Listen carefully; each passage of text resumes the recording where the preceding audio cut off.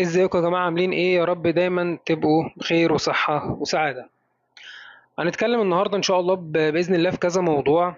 اول موضوع معانا صفقة حمدي فتحي لبيراميدز طلعت فنكوش. تاني حاجة موضوع البيان اللي نزله الاتحاد الفلسطيني لكرة القدم علشان خاطر موضوع وسام ابو علي اللي مش هنخلص منه. تالت موضوع معانا موضوع احمد فتوح والسهرات الجميلة بتاعت الساحل. يبقى هنبدأ معاكم بأول حاجة موضوع حمدي فتحي.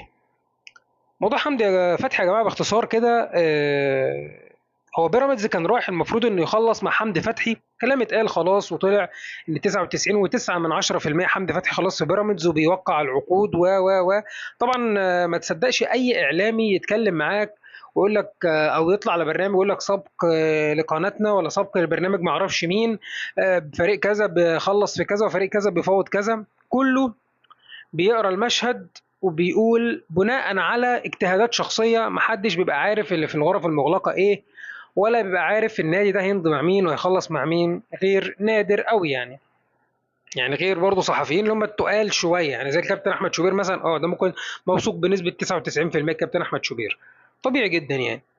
لكن غير كده هتلاقي الصحفيين اجتهادات شخصيه، وفي ناس علشان خاطر بوم وطخ والناس تتفرج على البرنامج وهكذا.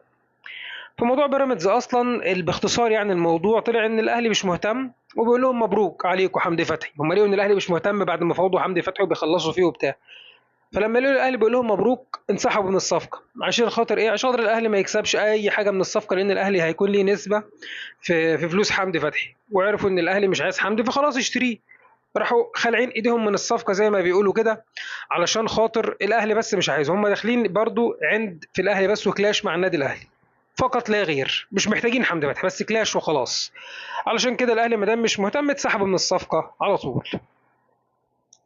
طيب، آم، الموضوع كمان موضوع مهم معانا جدا، موضوع البيان اللي نزله الاتحاد الفلسطيني لكرة القدم. طبعا الاتحاد الفلسطيني انا معرفش يا جماعة، ساعات يعني ال الاتحادات او الناس اللي بتنزل البيانات وهكذا ما بتبقاش مدروسة، او ما تفهمش بيبقى هل تصرف فردي او ايه. لان البيان اللي نزل من صفحة الاتحاد الفلسطيني لكرة القدم بيان غريب جدا يعني، بيان غريب خالص. البيان باختصار معناه يعني ان الاتحاد الفلسطيني بينصح النادي الاهلي او يعني بيكلم النادي الاهلي بيعاتبه في اللي بيعمله في وسام، يعني على اساس ان النادي الاهلي ماسك وسام بيجلده، ان هو اللي عايز يحطمه ويدمره و ولكن احنا عارفين النادي الاهلي فريق عظيم وفريق عريق يعني، كده وكده سم في العسل يعني. يعني بيشيروا النادي الاهلي الغلطه ان هو اللي عايز يدمر اللاعب، مش اللاعب اللي بيتمرد او اللاعب اللي مش عايز يكمل وخسر النادي، لا. فطبعا في ردود افعال كتير، طبيعي اي حاجه هتتعمل لها ردود افعال، وردود افعال كمان من ناس فلسطينيين نفسهم، ومن ناس من الصفحه او رابطه محبي النادي الاهلي في فلسطين، يعني ناس فلسطينيين الاصل. يعني مثلا عندك صفحه رابطه محبي وعشاق الاهلي المصري في فلسطين، قالت ايه؟ قالت بيان صادر عن رابطة محبي وعشاق النادي الأهلي في فلسطين، تؤكد رابطة محبي وعشاق النادي الأهلي المصري في فلسطين دعمها الكامل لقرار إدارة النادي الأهلي المصري فيما يخص أزمة اللاعب وسام أبو علي، وتثمن الحكمة والمسؤولية التي تحلى بها النادي في تعامله مع الموقف، كما تهيب بجماهير الأهلي الوفية في مصر الحبيبة أن تفرق بين تصرفات فردية وبين القضية الفلسطينية العادلة التي حظيت دوما بدعم الإخوة في مصر قيادة وشعبا لن تسمح أن تشوه هذه العلاقة بسبب خلاف رياضي عابر. كما نشكر مصر شعبا وناديا على مواقفها الثابتة تجاه فلسطين، ونبقى وعلى عهد الوفاء والانتماء. رابطة محبي وعشاق النادي الأهلي في فلسطين. طبيعي لأن في ناس جهلة، طبعا مصريين جهلة يدخلك القضية الفلسطينية في الموضوع، موضوع كورة تافه، لاعب تافه، رياضة تافهة مقارنة باللي بيحصل في فلسطين والقضية الفلسطينية طبعا. فما ندخلش القضية الفلسطينية وموضوعنا مع الإخوان الفلسطينيين في الكورة، دي لعبة تافهة. لو هنقارن بقى وهنتكلم وندخل كلاش مع بعض، لا، ما ندخلش القضية الفلسطينية، احنا إخوة في الأول وفي الآخر. ده لاعب يتعامل عادي ملوش علاقة، بسيبك من الجنسية خالص اركنها على جنب، لاعب بيلعب عندي اتمرد أو اتنطط عليا خلاص أنا باخد معاه الإجراءات اللازمة قانونا، وخلاص على كده، ما ندخلش بقى كلام اهبل وكلام تافه من بعض الناس الجهله، عشان ده غلط طبعا يعني. تمام. برضو في صحفي اسمه انس النجار، الصحفي ده برضو صحفي فلسطيني، بيقول لك انا ضد تصريحات اسامه ابو علي وضد بيان الاتحاد الفلسطيني، بس يا جماعة منشورات كثيرة تكتب ينقصها من الحكمة الكثير، البعض وصل فيه الأمر لشتم الفلسطينيين والقضية بسبب تصرف فردي من لاعب، تخليش التعصب ياخدك لفتنة بين شعبين طول عمرهم دمهم واحد، وكان أولى باتحاداتنا ومؤسساتنا الرسمية الحديث عن الناس اللي بتموت من الجوع في القطاع. والله عندك حق، طبيعي ان الناس اللي جاهله اللي مدخلك القضيه الفلسطينيه والناس وعم مكبر لك الموضوع قوي، ما يعني الناس اللي بتتكلم في الموضوع بتاع وسام ده يعني ساعه القضيه الفلسطينيه بيسكتوا، محدش بيتكلم، مدين الموضوع اهتمام اكبر من اي حاجه. الاعلامي هشام عمرو او المعلق هشام عمرو فلسطيني قال لك اعوام امضيتها في مصر فلسطيني على ارضها اعلق على دورها اتنفس محبتها واحيا بين ناسها كاحدهم، ما وجدته في هذا الشعب العظيم لا يشترى ولا يزيف، احتضان حقيقي وقيم تمنح بفطره الكبار، ما رسخته القلوب وخطته المواقف والدم اكبر من ان تمسه سحابه عابره. طبيعي احنا طول عمرنا اخوات وهنفضل اخوات الى يوم الدين، مفيش حاجة هتفرقنا يعني، هم بعض الناس الجهلة بس اللي بيكبروا المواضيع مش أكتر يعني. طبعا الاتحاد المصري أكيد رد، يعني الاتحاد المصري أكيد رد. المصري قال إيه بقى؟ مصدر بيقول لك مصدر باتحاد الكرة ردا على بيان الاتحاد الفلسطيني: لا نتدخل في شؤون الأندية وتدخلنا يكون في أطر حاكمة طبقا للوائح مثل شكوى اللاعبين للأندية أو العكس، ولسنا أوصياء على الإعلام، والاتحاد المصري قام بمعاملة اللاعب الفلسطيني كمصري ووضع ذلك في اللائحة، فماذا نفعل أكثر من ذلك؟ دي حقيقة، اي لاعب فلسطيني مرحب بيه طبعا وهو على ارضنا زيه اكنه لاعب مصري بالظبط، حتى يعني بنعامل معامله المصري فعلا، مش يعني ما بنعملش حساب انه محترف، انه غريب يعني زي ما بيقولوا. بسم الله. صفحه بقى ايطاليان زملكاوي، زي ما قلت لكم قبل كده في حلقاتي ان الصفحه دي صفحه مسؤوله عن هي اساس التعصب الكروي في مصر. الصفحه دي بتقول ايه بقى؟ طبعا عضو مجلس اداره الزمالك اللي هو كان ماشي مع رئيس نادي بيراميدز في فيديو شهير، وطبعا انتوا عارفين طبعا في بعض الزملكاويه كده من الاعضاء نادي الزمالك المعروفين يعني، كانوا محبين قوي البيراميدز كده وماشيين حواليهم وتنططوا مع بعض واحنا ايد واحده وهكذا، ماشي معاه تقريبا كانوا مش فاكر كانت سهره كانت حاجه، المهم شتم جماهير الاهلي بلفظ خارج، غلط شتم، فصفحه ايطاليا الزملكاوي مش عاجبها الحوار يعني، لكن لو مثلا امه اللي اتشتمت ولا ابوه ولا هو اللي اتشتم كان ساعتها يتنطط ويقول لك شوف القيم فين والمبادئ، لكن هو عشان اتشتم فبيحللها دلوقتي. بيقول لك ايه بقى؟ دلدول الاهلي، طبعا هو بيتكلم على مين؟ على هنا بوريده. هنا بوريده دلدول الاهلي، هنا بوريده اللي هو ايه يعني مبهدل الاهلي في كل حته، وكان ايام ماتش القمه كان قافل تليفوناته عشان خاطر ايه؟ الماتش يتحسم لصالح الزمالك وما نجيبش حكم. ما علينا، هنمشي على كلامهم. بيقول لك دلدول الاهلي بيقرر ايقاف عضو مجلس اداره نادي الزمالك بسبب فيديو خاص ملوش اي علاقه بملاعب كره القدم ولا ببرامج كره القدم.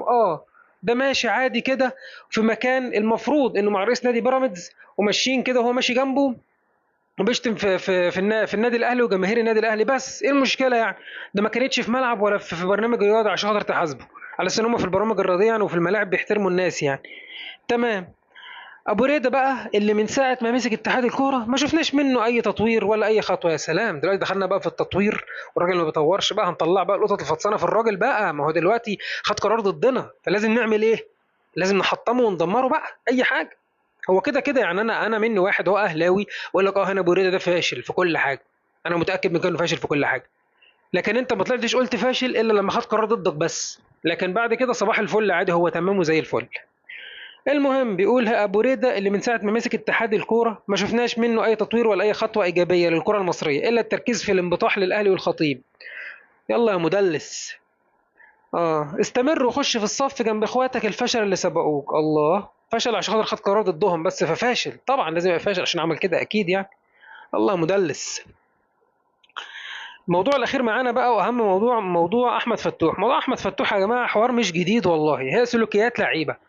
احمد فتوح اللي حصل بالظبط يعني ان احمد فتوح بمعنى اصح كده هرب من التمرين وراح الساحل، وقال لهم باختصار يعني بصوا القصه كلها باختصار عموما، بيقول لك حصل مشاده كبيره بين فتوح ومدير الكره في نادي الزمالك. ففتوح عمل ايه بقى؟ تغيب عن معسكر الفريق في العاصمه الاداريه. طبعا الاخبار اتسربت، فالنادي طلع تصريحات ان فتوح غاب عن المعسكر باذن من النادي بسبب تعب عمه. بعد التصريحات مباشره بحوالي ساعه واحده فقط، فتوح يظهر في فيديو في الساحل الشمالي باحدى الحفلات. تمام، طبعا في حفله راغب علامه.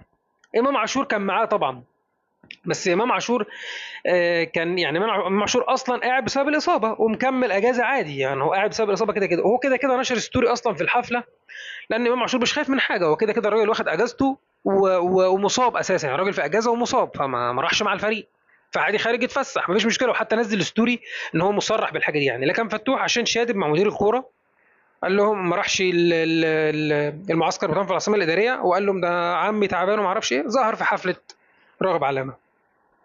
ده الطبيعي يا جماعه، وده اللي بيحصل من احمد فتوح، والعادي خلاص بقى العادي المفروض. يعني انا مستغرب لعيب الكوره، يعني حاجه تصرفات غريبه جدا بعد اللي حصل له. قلت احمد فتوح ده هيتغير او هيتعدل، او حتى لو لعب كوره هيبقى خلاص بقى مش في مود الكوره اصلا، وهيفضل متدمر شويه نفسيا لغايه لما يرجع للمستوى هكذا.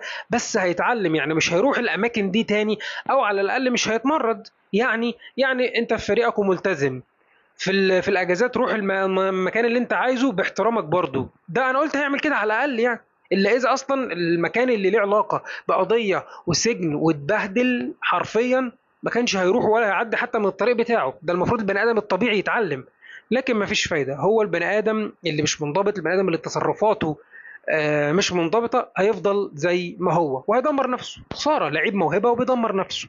وده اللي قصه احمد فتوح باختصار.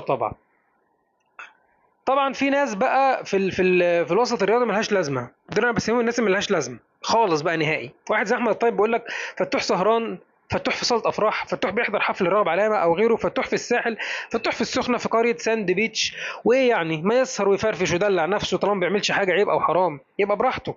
المهم هو ملتزم في التدريب وحالته البدنيه طبيعيه، وملتزم بتعليمات الجهاز الفني والاداري من تكتيك ومن ضوابط المواعيد، وعلاقته بزملائه محترمه، يبقى تمام. لكن حكايه انه يمشي ويغور في داهيه ويروح الاهلي مش مهم. لا لا لا لا، بقت لعبه قديمه ومكشوفه، العبوا غيرها. فتوح احسن لعيب كره في مصر وفي افريقيا كلها في اكثر من مركز، مش مجرد باك شمال. العبوا غيرها، لعبه ورسم لك علامه المقص. طبعا كابتن احمد الطيب على راي حبيبنا اسلام مهدي، انا بحب اسلام مهدي جدا، مسميه كابتن احمد فتله، وطلع عنده حق فعلا، اسم على مسمى الصراحه. كلامه كله في المقص، في الملقاط، في معرفش ايه، في الابره، معرفش ماله في ايه كابتن احمد الطيب يعني. المهم معانا ماشي يا كابتن احمد، ماشي تمام مفيش مشكله خالص. على الهامش كابتن خالد الغندور هقول لكم التصريح بتاعه من غير تعقيب اساسا، بيقول لك الف مليون سلامه للفنان الكبير راغب علامه عم احمد فتوح. فطبعا انت عايز احمد فتوح ما اعرفش زمانه قال لك ايه دلوقتي وعمل فيك ايه، او كلمك شخصيا اكيد قال لك حاجه مش كويسه يعني. طبيعي، ما هو تصريح ملوش لازمه من واحد ملوش لازمه، لازم يحصل فيه كده يعني. شكرا يا جماعه انكم سمعتوني، والسلام عليكم.